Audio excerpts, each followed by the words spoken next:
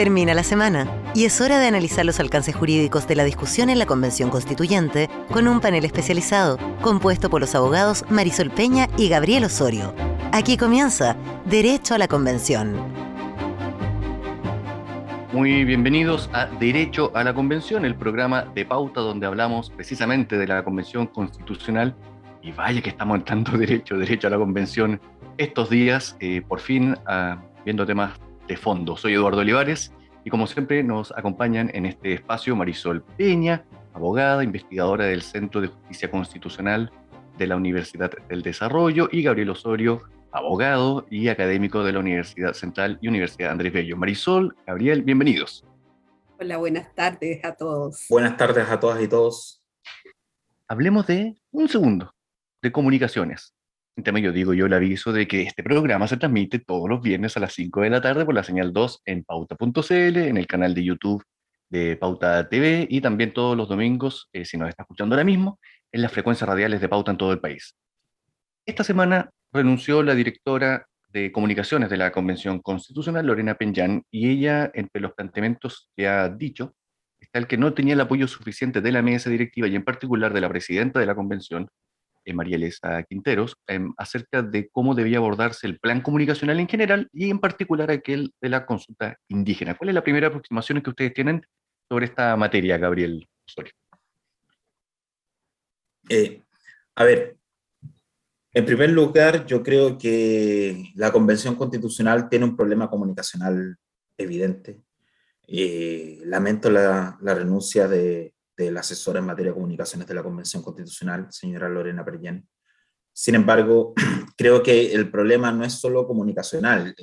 Lamentablemente, hasta este momento, la Convención ha tratado sus comunicaciones más bien como cada quien maneja sus cuentas en redes sociales muchas veces.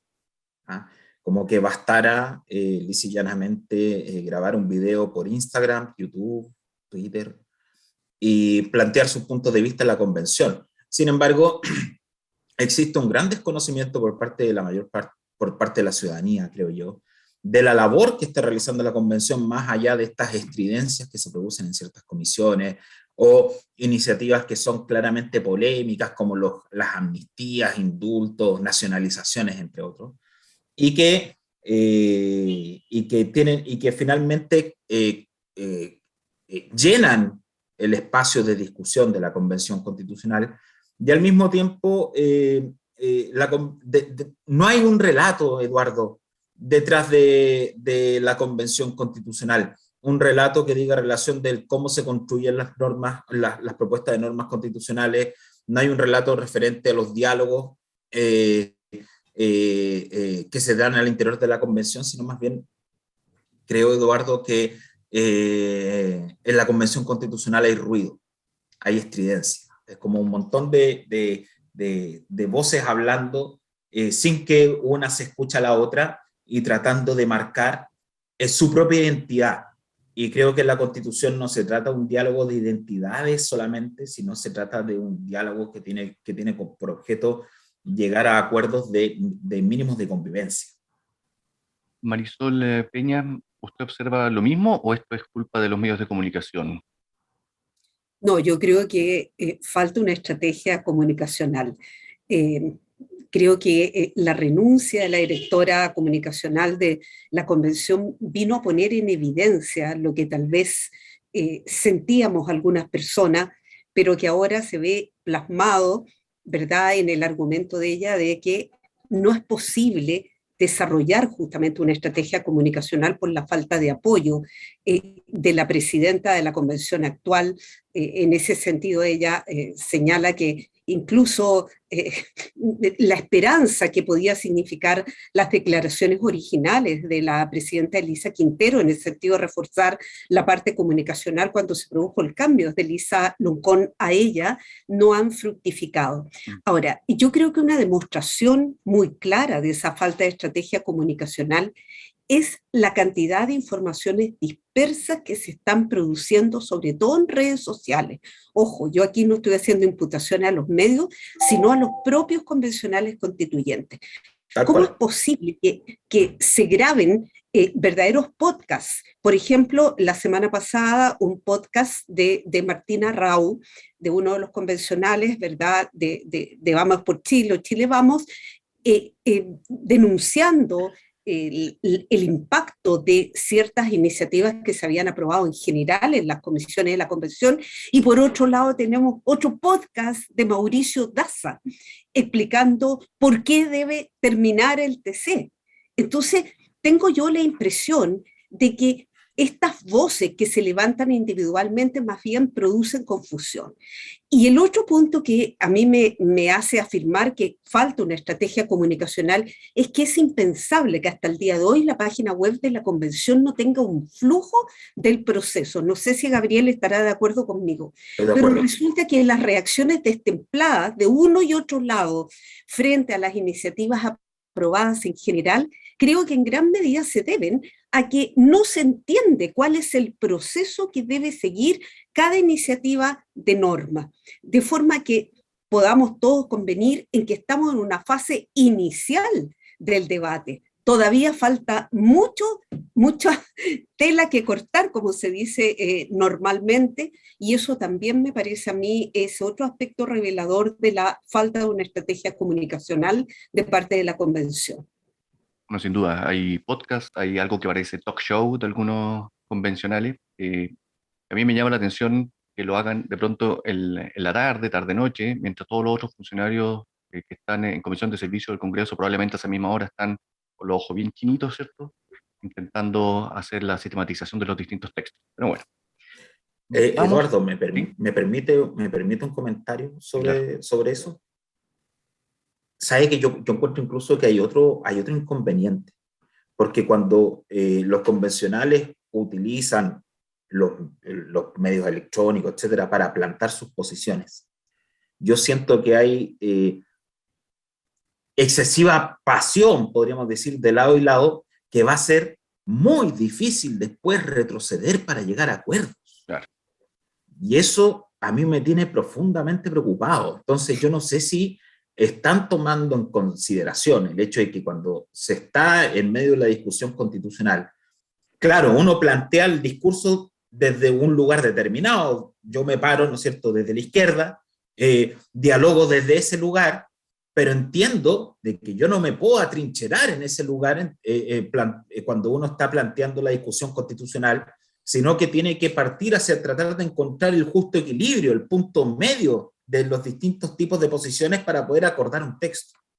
Pero cuando lamentablemente se toma la convención como una trinchera, una discusión de trincheras, siento que va a ser mucho más difícil incluso para los propios convencionales explicarle a sus comillas fanaticadas, hinchas, como quiera que se llame, el cambio de una postura determinada. Por ejemplo, Eduardo, ni la unicameralidad ni la bicameralidad hoy tienen los 2/3. Y en algo a algo vamos a tener que llegar y alguien va a tener que decir, mire, en realidad yo reformé o más bien me replanteé una determinada posición, ¿no es cierto?, en atención a que debíamos llegar a un determinado acuerdo. Y esa parte, Eduardo, en que las redes sociales tienden a exacerbar y la falta de una estrategia comunicacional tiende a exacerbar, es lo que a mí me preocupa profundamente porque es un elemento que es fundante para poder llegar a acuerdos al interior de la convención. Bueno, agreguemos ejemplo entonces a partir de la Comisión de Medio Ambiente. En la Comisión de Medio Ambiente ha estado particularmente noticiosa esta semana porque ha ido votando algunas normas en general que, claro, han generado bastante preocupación, sobre todo en el sector productivo. Ejemplo número 1, el boletín 270-5, aprobado en general por 13 votos a favor, 6 en contra, nacionalización y nueva gestión social y ambiental de bienes estratégicos. Esto lo conocimos durante la semana, cuando se hablaba, verdad, por parte de una de las convencionales, Ivana Olivares, quien decía que vamos a partir por la escondida, dando a entender, por lo tanto, que se iban a expropiar los bienes de las empresas y todos los bienes que correspondieran a la empresa, incluso ampliando el espectro más allá de la pura pertenencia de explotación, ¿verdad?, de algunos minerales. Es una norma, para que nosotros sí hagamos pedagogía, es una norma aprobada en general por una comisión no es una norma aprobada por la Convención, no es un artículo que vaya a quedar así expresado en la Constitución necesariamente, para partir, digamos, y nosotros no contribuyamos al ruido, Marisol Peña. Pero ¿qué nos indica, sin embargo, a partir de lo que venimos conversando hasta ahora, esta aprobación? A mí, yo creo que todo lo que ha venido ocurriendo, que es no solamente la declaración de bienes estratégicos, ¿verdad?, de recursos naturales fundamentales, también incluimos ahí el oro, la plata, el litio, recursos mineros de los cuales se nutre el país en gran medida y que significan una importante entrada de divisa, digamos entre paréntesis, que el dólar hoy día se volvió a disparar. Y yo creo que no es aventurado pensar que todos estos anuncios tienden a incidir de alguna manera en los mercados, cómo se está percibiendo este tipo de iniciativas aprobadas, es cierto, en general, pero que revelan que estamos desandando un camino, a mi modo de ver, que ya transitamos. Ya se nacionalizó en su momento, en el año 71, la gran minería del cobre. Chile, producto nada más que del tema de las compensaciones económicas a las empresas, estuvo con los embarques de cobre embargados en los principales puertos del mundo. Tuvimos que afrontar juicios internacionales. Entonces, esto no es llegar y declarar y decir los bienes son del Estado o son de la nación. Hay que tener presente que aquí hay inversiones, que aquí hay derechos adquiridos. En consecuencia, yo creo que las reacciones que se han generado tienen que ver básicamente con eso. ¿Cómo es posible que estemos desandando un camino que significó, ¿verdad?, superar importantes problemas del pasado y abrir la posibilidad de que la iniciativa privada, la inversión extranjera contribuyera al desarrollo de esos recursos, en el caso de los minerales, manteniendo siempre el dominio exclusivo, inalienable, imprescriptible del Estado. Marisol, si me permite, justamente eso quería preguntarle a usted. El artículo 19, número 24, ¿cierto?, donde se habla del derecho de propiedad, ya habla de estas cosas respecto del Estado, tiene el dominio absoluto, exclusivo, inalienable, imprescriptible de todas las minas. Me gustaría que por favor nos dijera qué diferencia tiene esto que ya hoy día está consagrado por la Constitución con aquello que ha sido propuesto por los convencionales en esa comisión en particular. Bueno, desde luego que se amplía, creo yo, a otro tipo de bienes. En segundo lugar, creo yo que aquí el problema es que hay de por medio, como lo decía Eduardo, al presentar este tema, hay una declaración de bienes estratégicos que no queda claro cómo se va a realizar, de qué manera, si esto va a obedecer a políticas de Estado, va a depender de cada gobierno de turno, y eso naturalmente genera mucha incertidumbre. En tercer lugar, una cosa es que el Estado tenga el dominio absoluto, inalienable, imprescriptible de los yacimientos mineros, pero al mismo tiempo incentiva la posibilidad de que los particulares puedan participar en labores de exploración y explotación minera mediante la constitución de concesiones mineras, que respetan, digamos, un triple abanico de intereses. El interés del Estado de que efectivamente ese recurso que es tan importante para nosotros se explote, el interés del dueño del predio superficial y el interés de quien está interesado en desarrollar la actividad minera. Pero la constitución por resolución judicial de esas concesiones mineras es hoy la principal garantía que tenemos de que el Estado, a su arbitrio, no maneje estos recursos por la vía de entregar meras concesiones administrativas respecto de las cuales podría el día de mañana decir ya no existe interés, sencillamente se revoca lo hecho. El solo hecho de haber permitido en la actual Constitución que esto tuviera un amparo por la vía judicial en su constitución y extinción es una fuerte garantía para el derecho a propiedad que entendemos que ahora desaparecería. Gabriel, esto fue aprobado por 13 integrantes de la comisión, solo 6 votos en contra. ¿Cómo tenemos que leerlo? A ver, yo creo que hay dos cuestiones que tenemos que entender. La primera, que dice relación que esta es una votación solo en comisión, y creo que ni siquiera la composición de la comisión es tan representativa respecto de la Convención Constitucional. ¿Ya? En ese sentido, yo bajaría un par como se dice normal en jerga juvenil, bajaría un par de cambios a la urgencia. Pero por el otro lado, y esto sí me preocupa, es que muchas veces uno lee reacciones de colegas, de gente que está muy involucrada en la discusión, que dice, tranquilos, están los 2/3. Efectivamente, están los 2/3. Probablemente ninguna de estas propuestas pase ese quórum y por tanto no vayan a formar parte del texto. Sin embargo, tampoco podemos pensar, al rechazarse ese texto, lisa y llanamente las personas que lo propusieron, los convencionales constituyentes, digan, bueno, en realidad esto no pasó, por tanto, a otra cosa mariposa. Yo creo que eso no es así. Creo que esto es el inicio de una negociación. Y estas normas igual van a estar en juego probablemente, no tal vez en su integridad, pero sí para efectos de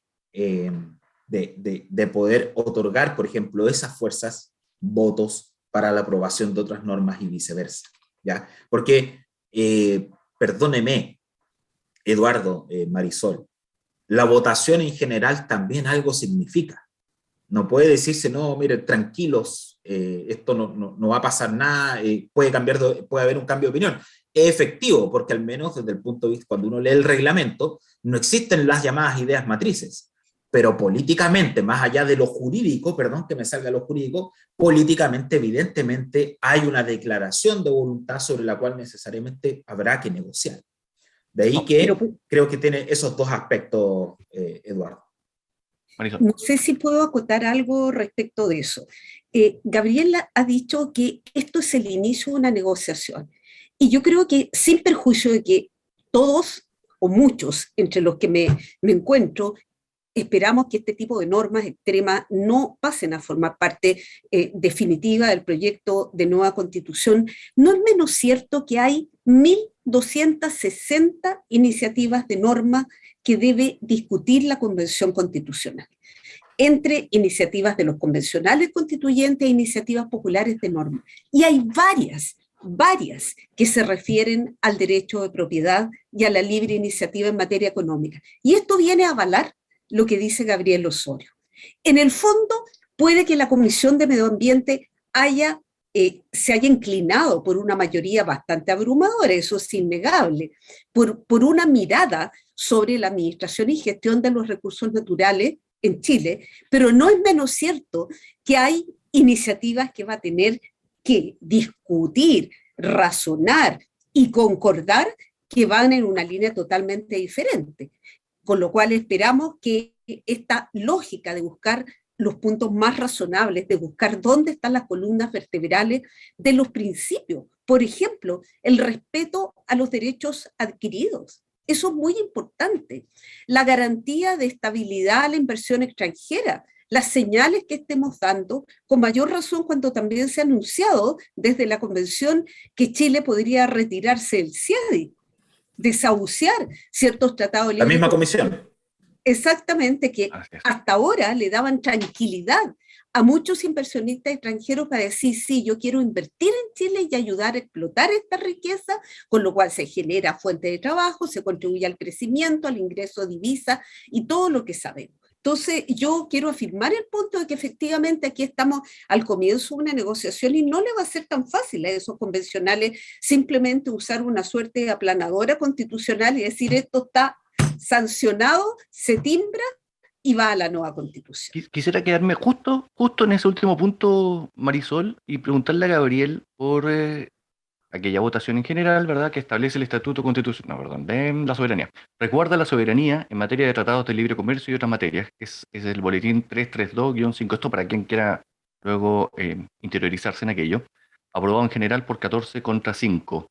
Gabriel, ¿esto va o no va en contra de lo dispuesto por la reforma constitucional que generó el capítulo 15 de la actual norma? Es una pregunta complicada, pero de fácil respuesta. En mi opinión, creo que no contraviene por el solo hecho de que ellos no están realizando por sí mismos renuncia a tratados, sino que deberían normalmente ordenar a aquellas autoridades que tengan esas facultades de poder realizar estas renuncias al CIADI o cosas por el estilo. Ahora, la verdad es un texto polémico, por decirlo menos. Creo que igual roza de cierta manera el límite material, tampoco puedo soslayar ese punto. Difiero con Marisol en atención a que creo que no existe control material de esas normas. Sin embargo, creo evidentemente que por un lado lo rozan, aunque no creo que haya una vulneración, y si es que lo hubiese, también creo que no es posible que esta sea justiciable, Eduardo. Perdón, hay auditores que están escuchando esto y quisiera que definieran por la parte material de la que están hablando. ¿Sí? ¿A qué se refiere con que rozaría la parte material, señor Osorio? Hay límites que son procedimentales y otros límites materiales establecidos en la ley 21.200. Los límites procedimentales dicen relación fundamentalmente con el respeto del quórum de la votación y del procedimiento para llegar a acuerdos al interior de la Convención Constitucional. ¿Ya? Ese límite procedimental está resguardado jurídicamente con el procedimiento de reclamación para ante la excelentísima Corte Suprema, quien conoce de reclamaciones que interpongan los propios convencionales constituyentes cuando a su juicio exista una vulneración a este norma. Los límites, comillas, materiales establecidos en el artículo 135, inciso final de la Constitución, dice relación con que las normas constitucionales deberán respetar el principio democrático, ¿no es cierto?, los tratados internacionales, las sentencias judiciales y ejecutoriales.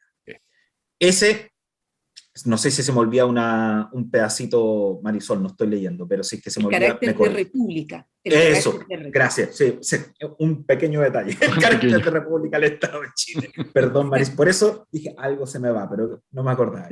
Bueno, esos límites materiales, creo que sí existe un control, pero el control está entregado en el plebiscito de salida, porque no hay, la propia Constitución establece que no se puede interponer ninguna clase de recurso o acción ante ninguna autoridad o tribunal de justicia referente a las tareas que debe desarrollar la convención, y la tarea que desarrolla la convención dice relación con la propuesta de texto para dicho plebiscito.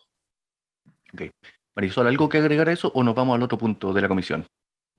Bueno, yo ya, Gabriel anticipó, no cabe duda que el texto expreso, digámoslo para los auditores que están escuchando, el artículo 136 de la Constitución actualmente señala que se podrá reclamar de vicios de procedimiento. Y ese sería el principal límite.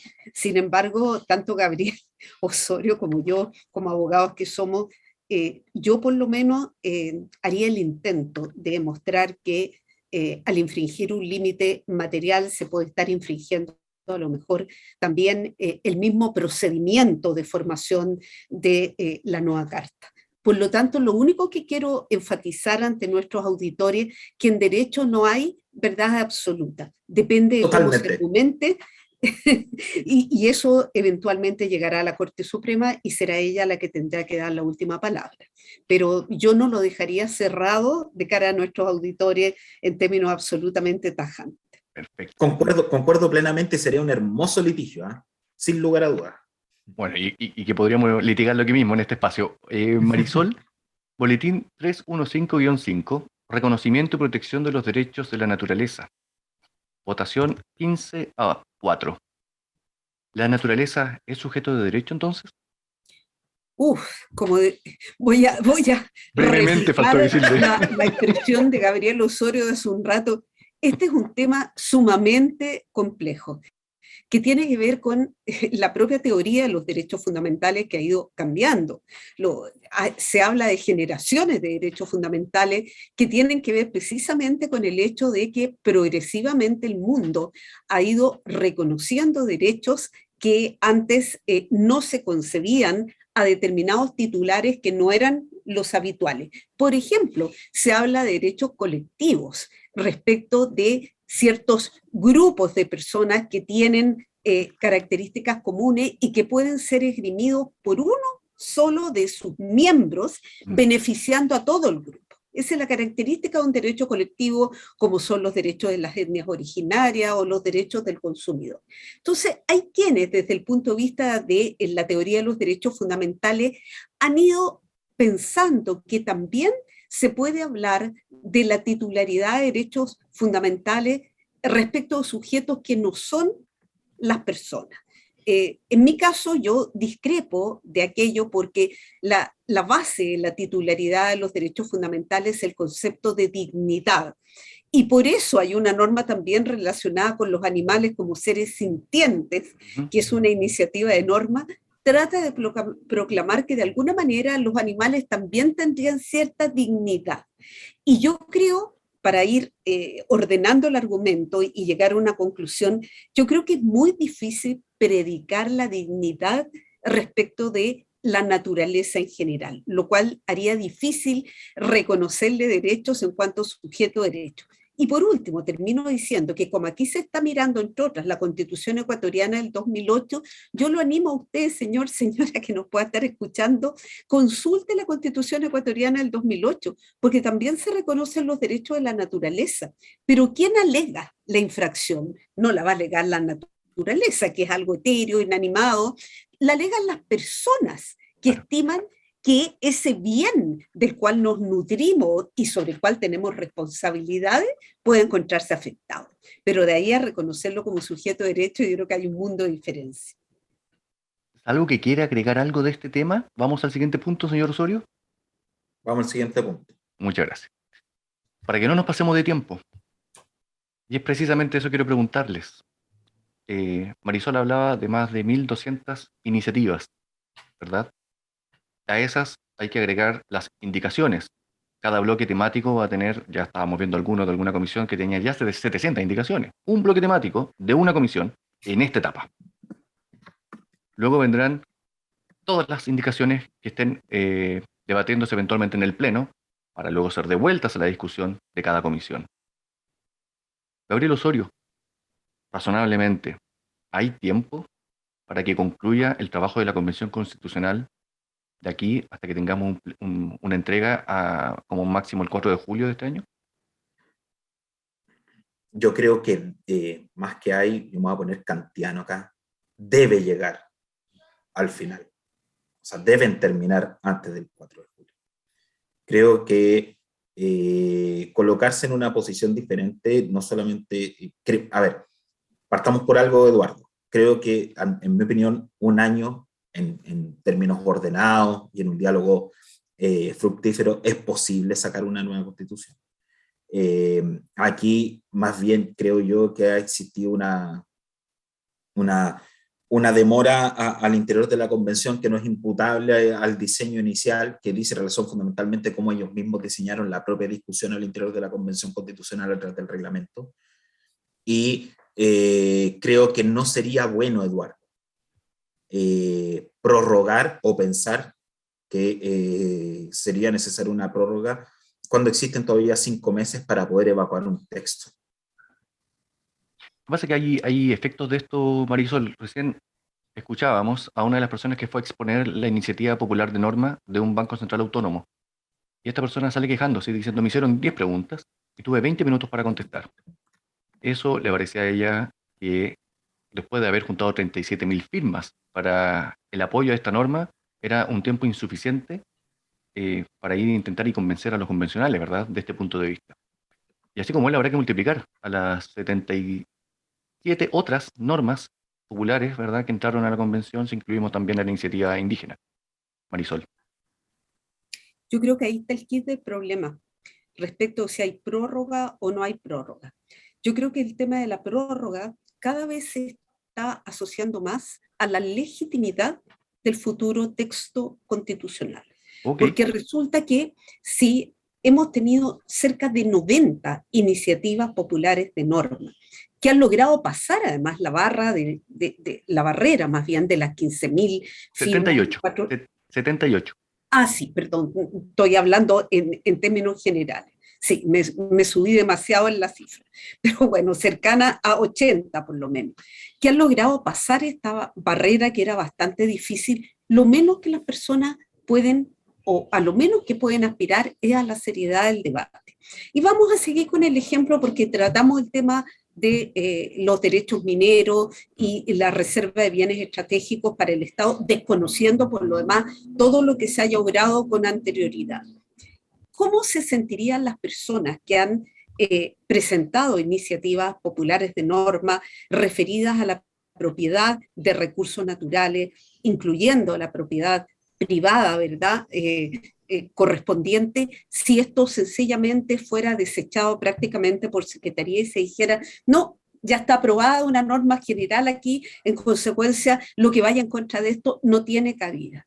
Entonces, a mí me parece que lo que complejiza el tema de prorrogar o no prorrogar el plazo, que yo no puedo sino coincidir con Gabriel. Ojalá se cumpliera dentro de plazo, pero yo soy de las que vengo diciendo hace tiempo, no alcanzan, matemáticamente no alcanzan para un debate con seriedad. Bien. Bueno, que hablando de plazo, tenemos que restringirnos nosotros también con nuestros propios plazos.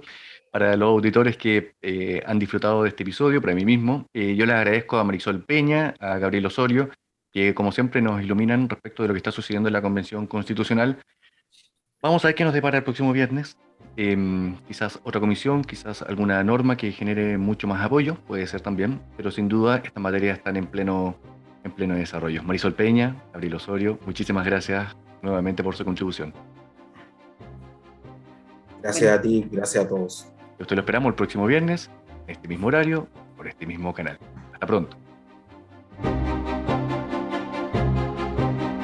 Acabas de escuchar el mejor análisis de los alcances jurídicos de la discusión en la Convención Constituyente, con un panel de abogados especializados, compuesto por Marisol Peña y Gabriel Osorio. Esto fue Derecho a la Convención.